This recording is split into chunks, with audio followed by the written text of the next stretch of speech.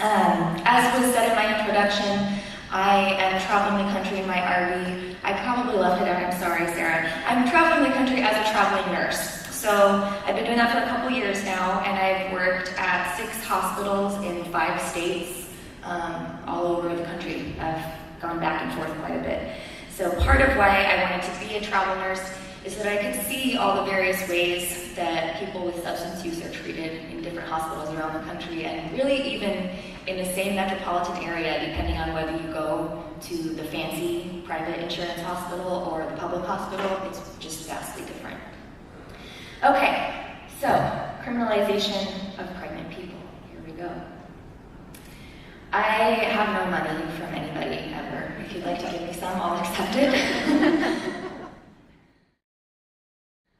Before I begin, I would just like to acknowledge that the land this meeting is taking place on traditionally belonged to the Hawaiian Kingdom, and I invite you all to join me in paying respect to elders past, present, and emerging. I like to always do a little bit of research when I'm a tourist in a new place, so I'm by no means an expert on Hawaiian history, but just a couple things that I learned. In 1893, the Hawaiian Kingdom was overthrown by invading colonizers, my ancestors probably. Despite indigenous resistance, 5 years later it was annexed to the United States, and for 60 years was ruled not as a state but as a territory.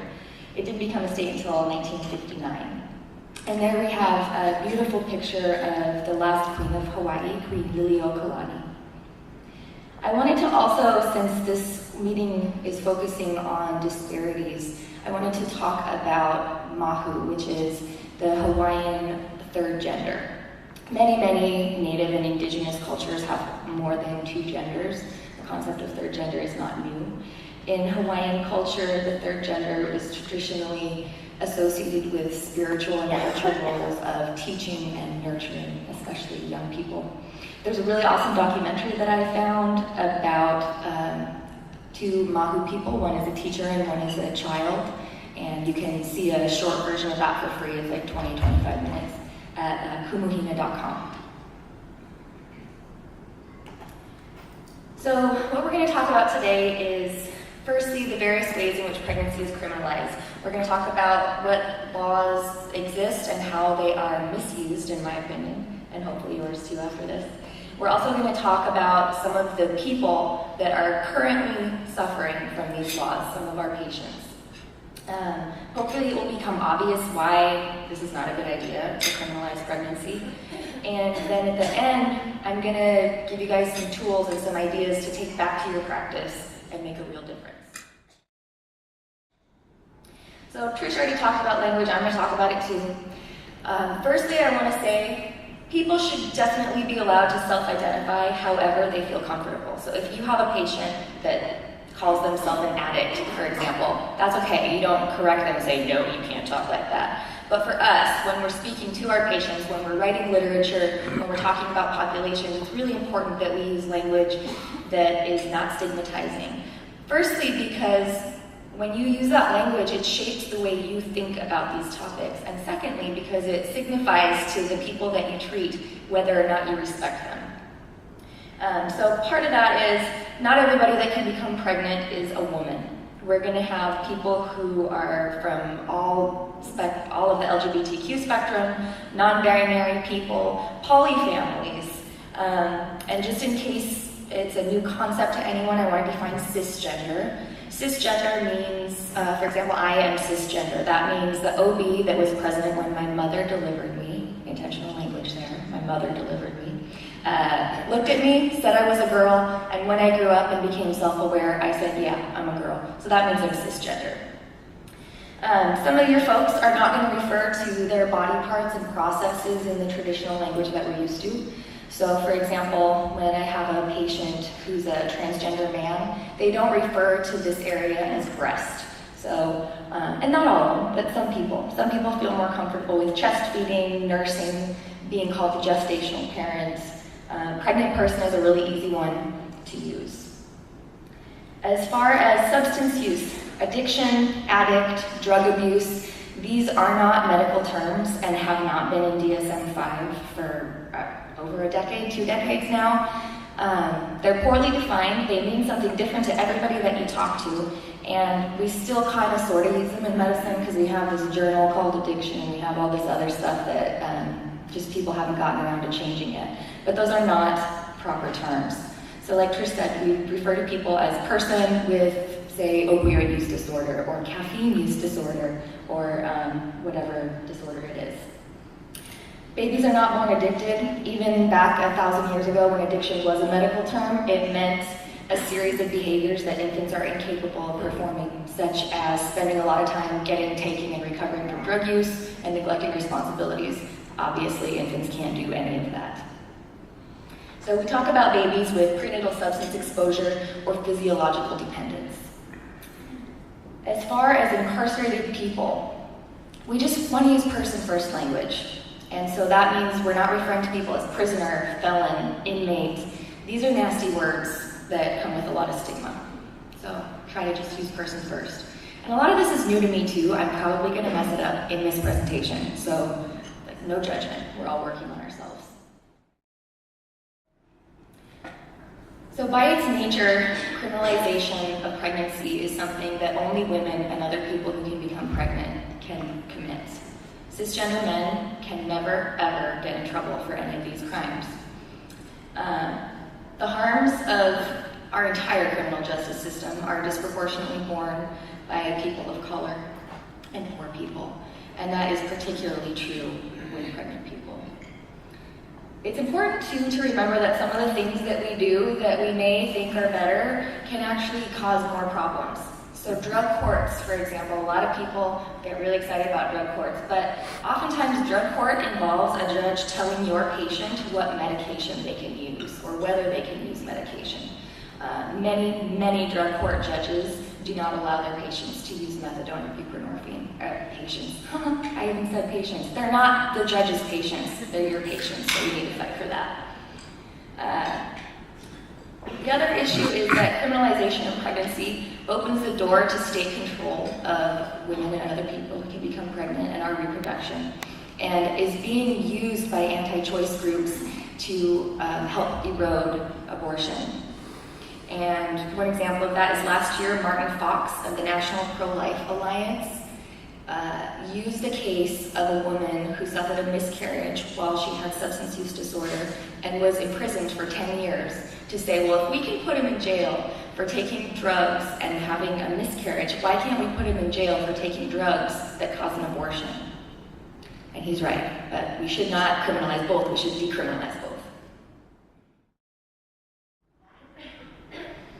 So one area that people don't necessarily recognize as something that is criminalized is perinatal mood and anxiety disorders. We know that these affect a lot of women. ACOG says perinatal depression is 1 in 7. I've heard other estimates up to 20-25% of people experience a perinatal mood and anxiety disorder. These are 2 examples. Bei Shui swallowed rat poison while pregnant and was charged with murder and feticide, because you can somehow do both of those. She was in prison for 89 days before she was let go. And I love this quote from her. It says, "I try to stay strong for this case, not only for me, but for all the pregnant women." Because she recognized that this case would affect not only her and her family, but everybody. Jessica Clyburn suffered from bipolar disorder, and she jumped out of her apartment window while she was pregnant and suffered a miscarriage. She pled guilty to manslaughter, and she is currently in jail. Now, it's important also to note that both of these women and a lot of the women on the following slides had these crises shortly after being abandoned by the man who impregnated them. So these don't happen in a vacuum, and the way our culture functions in that it forces women into vulnerable positions socially and economically causes some of these problems. Miscarriage and abortion. Amanda Kimbrough is currently serving 10 years after miscarrying a very, very wanted pregnancy for having a substance use disorder and a miscarriage at the same time. Both of which, by the way, we all supposedly agree are medical conditions and not criminal acts. Purvi Patel is the woman in the striped shirt on the top there. She was sentenced to 20 years for allegedly inducing an abortion at home, even though toxicology found no traces of abortion medications in her system.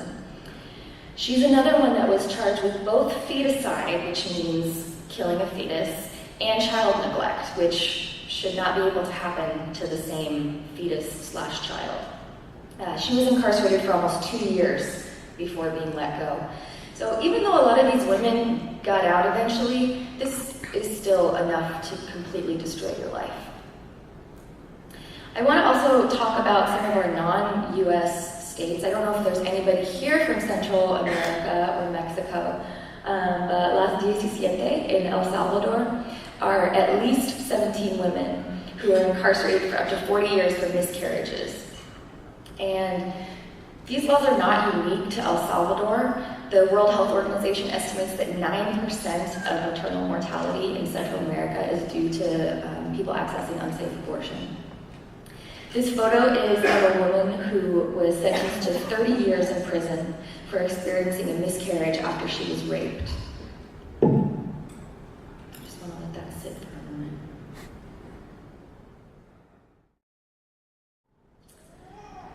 Another way that reproduction is criminalized is with procreation restrictions. These are the kinds of things where, as a condition of your parole or probation, you're required to do something with your reproduction. This should not be legal. In 1942, Skinner versus Oklahoma, the court stated that procreation is one of the basic rights of man. They meant men and women, but it was another time. So what we ended up with is sentencing, parole, and probation restrictions. They can include forced sterilization, that can be either permanent or medication sterilization, forced contraception, forced castration, as well as prohibitions on fathering a child, prohibitions on becoming pregnant, which, if you think about it, which one is more enforceable, fathering a child or becoming pregnant? I wonder about the gender disparities there.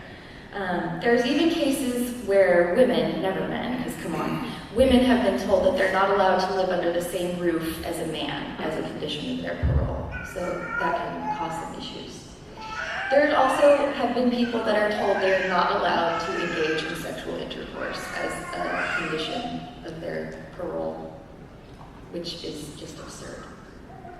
In some cases, women are kept in prison longer for the sole purpose of preventing them from becoming pregnant. And these are not mostly people with child abuse cases. These are people that are in trouble for burglary, for substance use, for small-time selling of substances.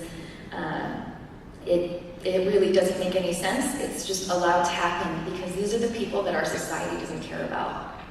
They're disposable and nobody stands up for them. For a partial list of cases, you can check out that website there. I think it only goes up to like 2005, but I spent about 2 hours reading it and I only read about a third, so there's a lot. Perinatal incarceration is also something that is just really, really important and that we don't think about. 3 to 10% of women admitted to prisons are pregnant, we think. We don't really know because most prisons don't check. A lot of them don't even ask. 60% of incarcerated women have minor children. We all have heard, it's no secret, obstetric care in prisons is notoriously terrible. Only 9 states offer nurseries where babies can stay with moms. The time babies are allowed to stay it varies from 30 days, I think in North Dakota, to 30 months in Washington State. Most states only have 1 facility, and some of them are really small, like enough to house 6 dyads or something like that. In some places, you're only eligible for this program if you can pay, which is prohibitive for a lot of folks. Breastfeeding is usually not supported. Sometimes women are forced to breastfeed in front of a corrections officer who may or may not be a dude, which can be kind of intimidating. Almost no prisons offer facilities or equipment for pumping or milk storage. So even if you want to breastfeed, you might just have to maintain your milk supply by hand expressing and discarding, and then maybe once every couple of weeks you get to breastfeed your baby. Most systems require a corrections officer to be present at the birth, but prohibit the father, a doula, or other family or support person. So the way we treat pregnant and parenting people in prisons is unacceptable. Part of that is shackling.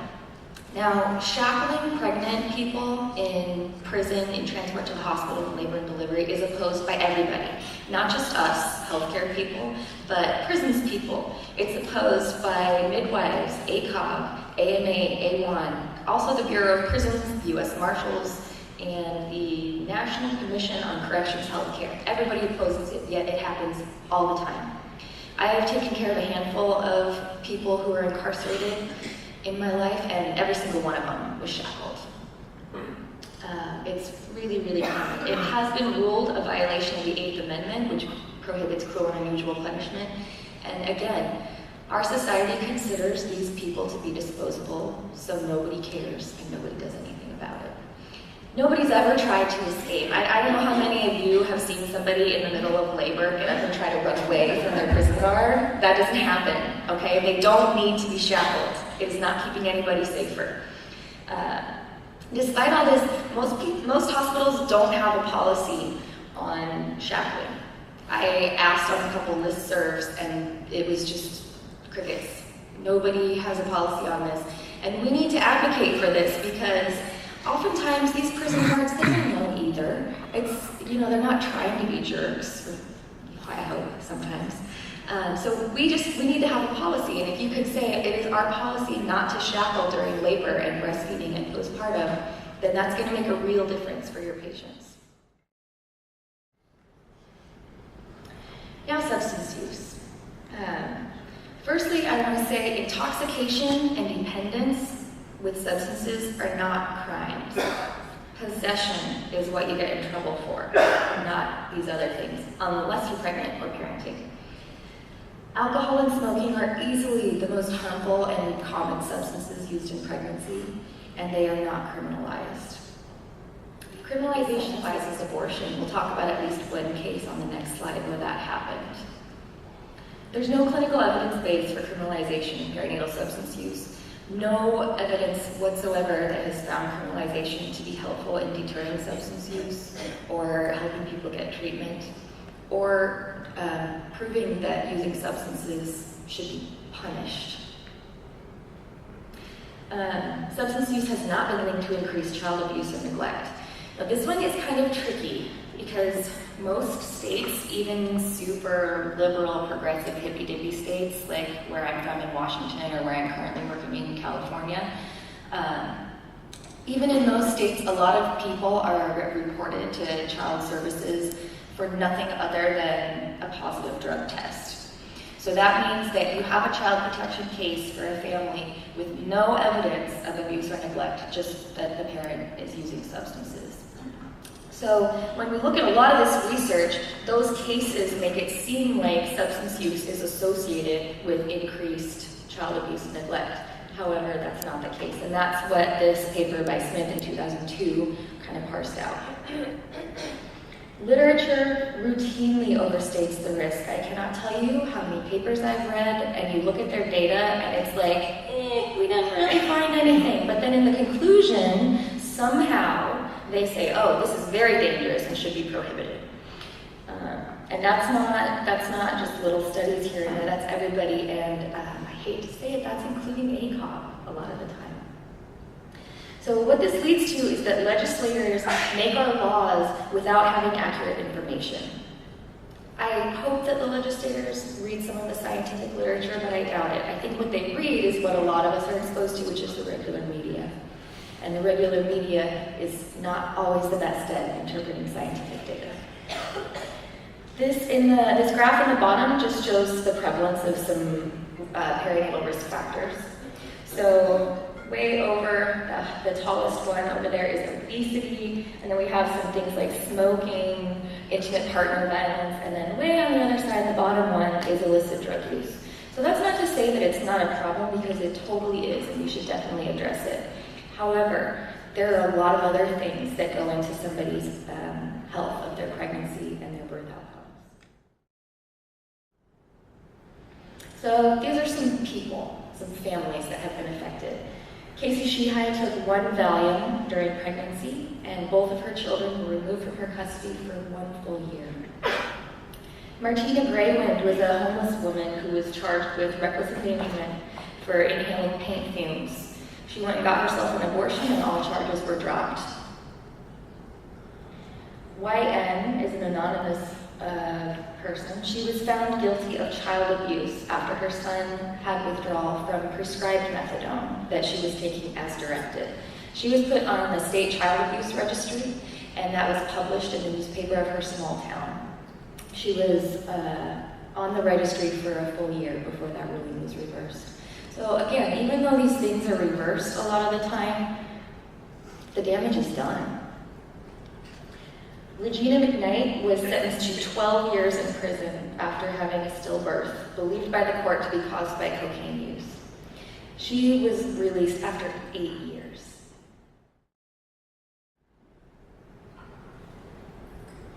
So obviously this approach is counterproductive. ACOG says OBGYNs are encouraged to work with state legislators to retract legislation that punishes women for substance use during pregnancy. I would love to see more of that. 23 states and the District of Columbia consider substance use during pregnancy to be child abuse, and 3 states consider it to be grounds for civil commitment, which means you can be forced into house arrest and treatment. Gender-specific treatment, as Dr. Wright said, is often unavailable and really, really difficult to access, especially if you are poor, single, black or brown, unmarried, and have other children. So some of the laws that are used to criminalize substance use in pregnancy are chemical endangerment. These laws are typically, ostensibly created to protect kids from environments where drugs are being used or manufactured, such as meth labs, for example. However, they're being kind of twisted and used to consider the uterus an environment where drugs are being used or manufactured, and they're being used against pregnant people. Feticide laws are being used against people who suffer miscarriages or try to have abortions at home. And these laws were ostensibly created to protect pregnant women from violence. So for example, if you beat or murder a pregnant woman, you get extra in trouble because she was pregnant. Delivery of a controlled substance to a minor is maybe one of the more ridiculous, but I've heard this one cited by doctors that I work with all the time. This is, of course, don't give drugs to children, don't sell drugs to kids, don't smoke meth with your 5-year-old. However, it's being used to consider the few seconds or minutes, if you work at a better hospital, between birth and umbilical cord clamping to be delivery of drugs to a child via the umbilical cord, which is obviously not how that law was meant to be interpreted, but it is how it is being used. So the end result of all this, as Dr. Wright said, people are avoiding seeking care. None of this is working. And I cannot impart enough urgency to you guys. This is huge. It's killing people, and it's ruining families and lives. It is so important.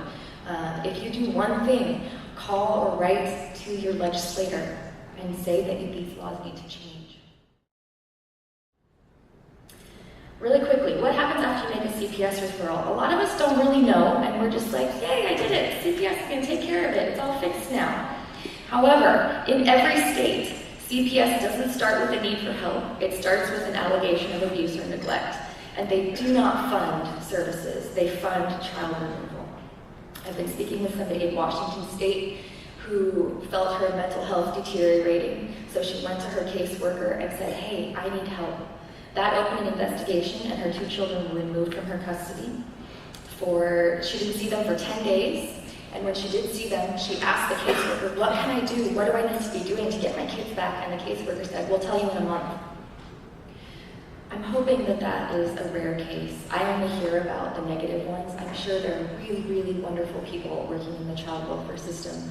But there's a reason that your patients see being reported to CPS as punishment and as terrifying and as destroying their lives at times.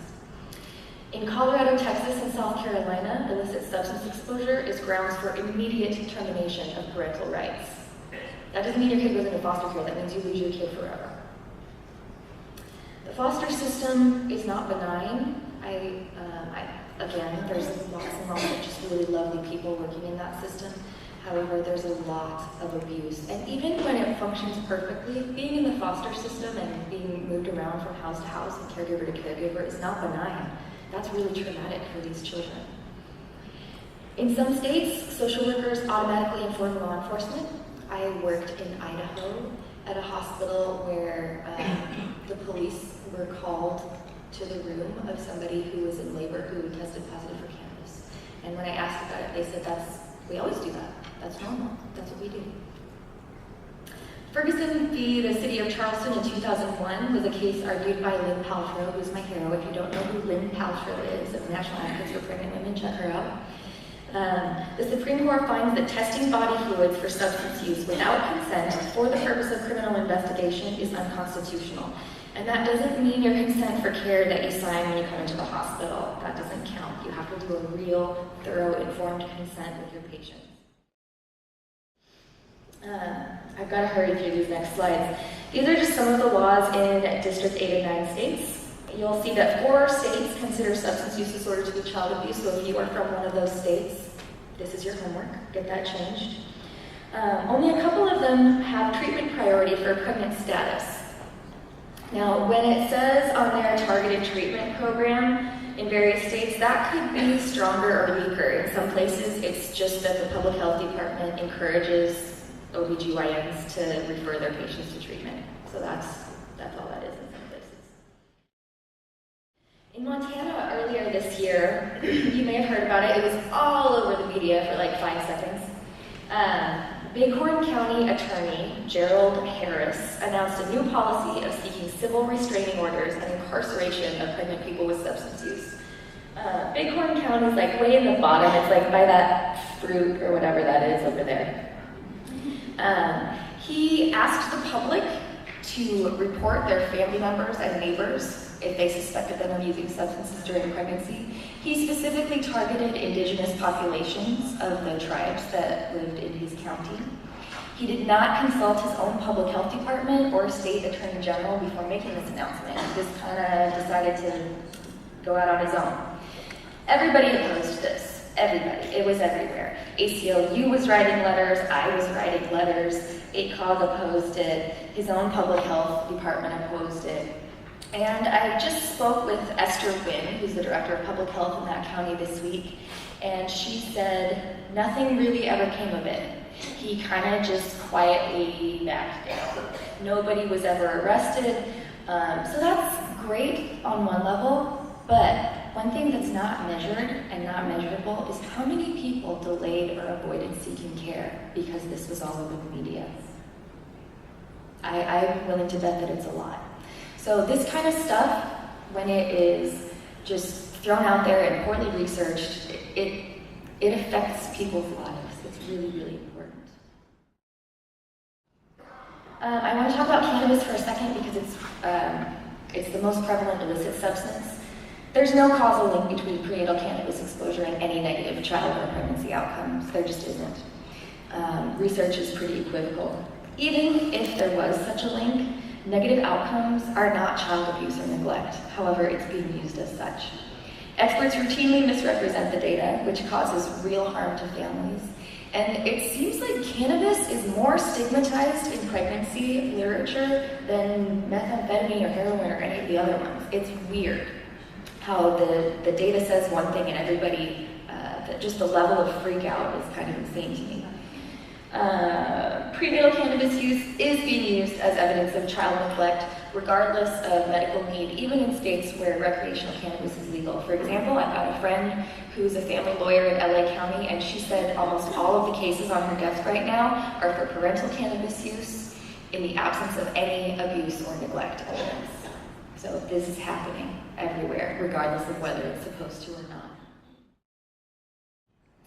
So what can you do? Ask every single one of your patients about perinatal mood and anxiety disorders at every visit. Ask them about substance use. Never ever test body fluids for substance use without thorough informed consent. And what that means is, here's why I'm doing it for a clinical reason, which I think a lot of times you don't have. And here's what's going to happen to you legally and socially after the results of this test come back. The people whose job that is aren't going to do it. I've met a few social workers, perinatal social workers, who aren't really aware of the services. They just report and then they're done. Familiarize yourself with the laws and work to change the punitive ones. I cannot say this enough. You guys with MD behind your name, you have so much power with your legislators. Please use it for us. Make sure that your facility has evidence-based written policies regarding chaperoning, regarding treatment of OB patients with substance use disorder, particularly as regards pain management, because we know that these patients, if you're not opiate naive, you might need 5, 6, 7 times the dose to get adequate pain management, and methadone is not pain control. You need a written policy about treatment of babies with substance exposure, promoting rooming in.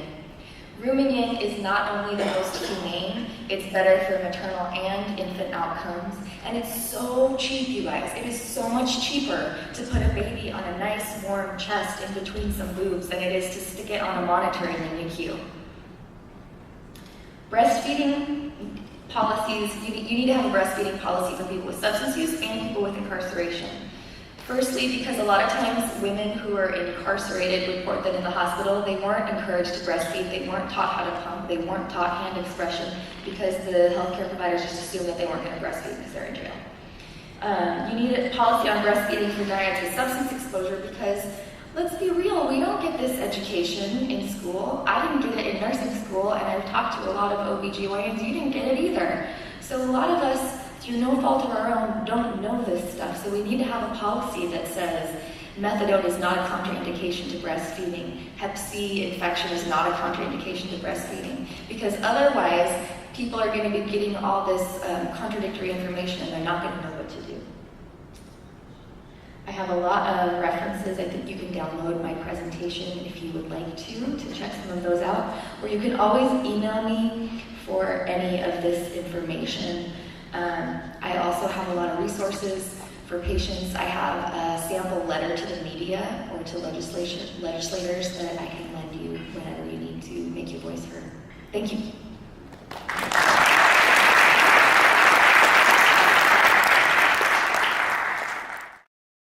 Practice in the United States. I'm very disturbed by what I'm hearing. I come from a place where, first of all, politics does not get involved with medicine. We have very clear policies on restraining. There's nothing like what you guys do. Chaplain, oh my God, I can't believe it. It would just never happen. Drug testing cannot be done anonymously without a woman's consent. They have to sign consent, they have to know what they're doing, they have to understand the implications for it. When our patients come in with drug use problems, we have a very non-judgmental approach. We're there to help them. If they want rehab, we'll arrange it. If they don't, we still encourage them to come to their prenatal visits. We don't want to judge them because they don't come back if you judge them. We encourage rooming in. We encourage skin to skin. I can't believe how backwards some places are in the United States. We're working on it. We're getting better. But yeah, we have a long way to go. We really do. Thank you. It's so true. But yeah, we work on all of those policies. Luckily, some of them are not here in this state. Thank you both so much. I think it's a really important topic and relevant to the topic of disparities and timely with our current cures implementation that just went through. So I work in California and in District 9, and we recently were able to advance legislation around supervised consumption facilities, which was unfortunately vetoed by our governor. So I wanted to see what you guys both thought about supervised consumption facilities in general and also with regards to pregnant women. I am very much in favor of supervised consumption facilities or safer consumption spaces. The coalition in Washington that I'm involved with is yes2scs.org, yes2scs. And they're being worked on in several different states. They exist all over Europe, and there's a few now in Canada. They've been proven to increase access to treatment, reduce overdose death, reduce drug use, really, and reduce needle litter in neighborhoods. There have been no negative outcomes associated with safer consumption spaces, so I'm very, very much in favor. And as far as whether pregnant people should be allowed to use safer consumption spaces, absolutely. It is a healthcare intervention, and you cannot bar people from healthcare interventions based on their pregnancy. Would we like it if pregnant people did not inject heroin? Yeah, we would, but they do. So if they do, we want them to be safe and alive. I agree completely.